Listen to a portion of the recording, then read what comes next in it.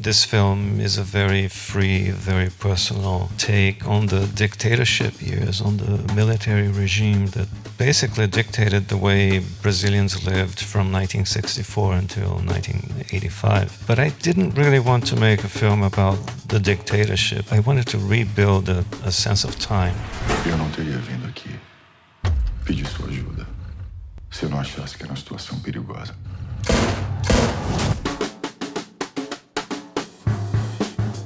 Curious for both of you, your relationships to this time period. As I said, I was a kid in the 70s, and I think when that early part of your life, it's a time when you keep a great number of memories of things that you remember, people you remember, and it's your first reaction to how the world works, and I have many childhood memories.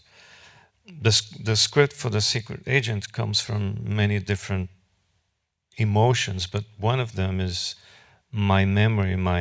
It's almost like a muscle memory of the 1970s, and then of course there are family memories, and sometimes I was writing the script and I could remember smells, and I'm sure that's not in the film, of course, but it drove me towards developing the script, colors and smells and places, and I managed to shoot the film in the places I still carry with me, and some of these places were movie theaters, like the Saint Louis, which is still open.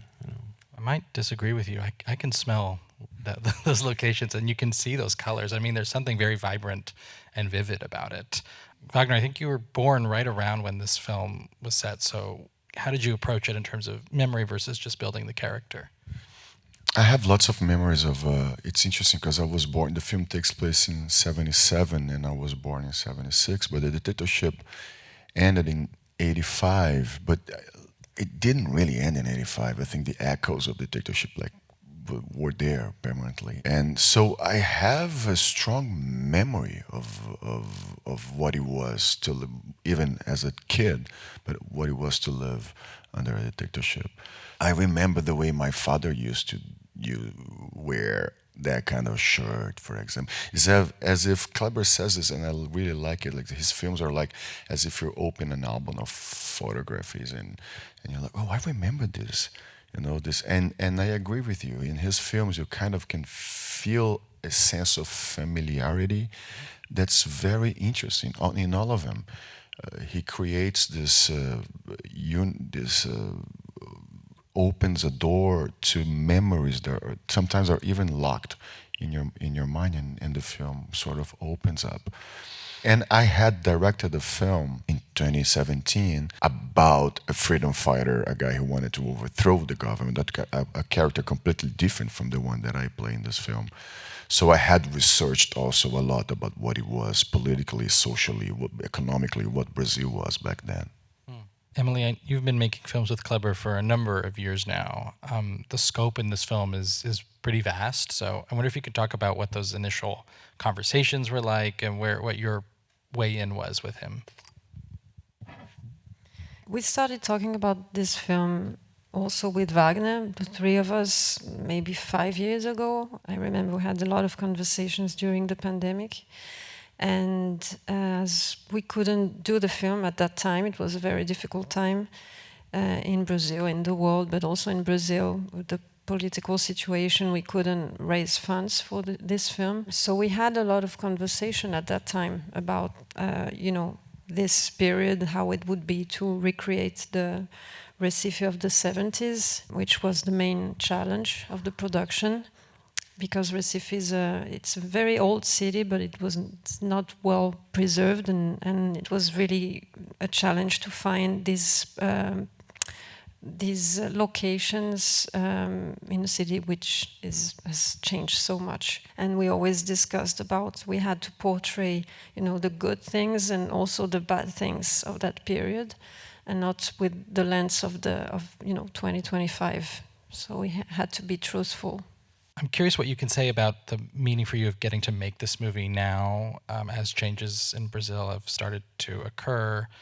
You've been a pretty prolific filmmaker the last few years, but this one obviously speaking very directly to a political moment. And you, of course, put your own spin on it, but it still does have that very political bent. Well, during the Bolsonaro years, the public funding system was scrapped, cut, sabotaged, and making films was very tough. It was practically impossible. But then once he lost the re-election and Lula came back, on day one, the Minister of Culture came back, and all the funding systems slowly came back online. And that's when we realized that we would be able to use the public funding system, which we did. And then it's also a co-production with France, Holland, and Germany. Many of our foreign non-Brazilian observers, they always ask if the public funding system brings censorship problems. Never, ever. And this film is a very free, very personal take on the dictatorship years, on the military regime that basically dictated the way Brazilians lived from 1964 until 1985. But I didn't really want to make a film about the dictatorship. I wanted to rebuild a sense of time, and that sense of time would bring the logic of that time. And yes, the film opened 10 days ago in Brazil. It's doing really well. #1 in the box office. And yeah, thank you very much. And of course, there was a lot of debate around the politics of the film. But I have to say that I never sit down and say, this is going to be a political film, you know. I just write the thing, and then once we begin to look at the details, yes, it is a political film, and I do not have a problem with it being political. I think it's a good thing. You know. I would agree. Wagner, this is your first Brazilian film in about a decade, if I have that right. Yeah. So talk about what it was like to come back. Oh, man. And also just even act in Portuguese. It's crazy because I was, when I realized I hadn't worked as an actor in speaking Portuguese in 12 years. But and then I have an explanation for that. It's like, it's really quick, I don't want to take your time. It's like, I was directing a film there. I didn't act in it, but I was directing a film in Brazil. So it took me like 2 to 3 years. Then I did Narcos. It took me like a long time living in Colombia. And then there was a pandemic. And then there was Bolsonaro. And it was 4 years where we couldn't really do anything. He basically, like Kleber said, he basically destroyed every single possibility of making films in the country. So it was, honestly, it was amazing to be, first of all, to be working with Kleber, who I've been chasing like for a long time to work with. Likewise. Oh, thank you, Kleber. And to be in Recife, which is a very important city. I'm also from the northeast of Brazil, from Salvador, but I have very strong ties to Recife.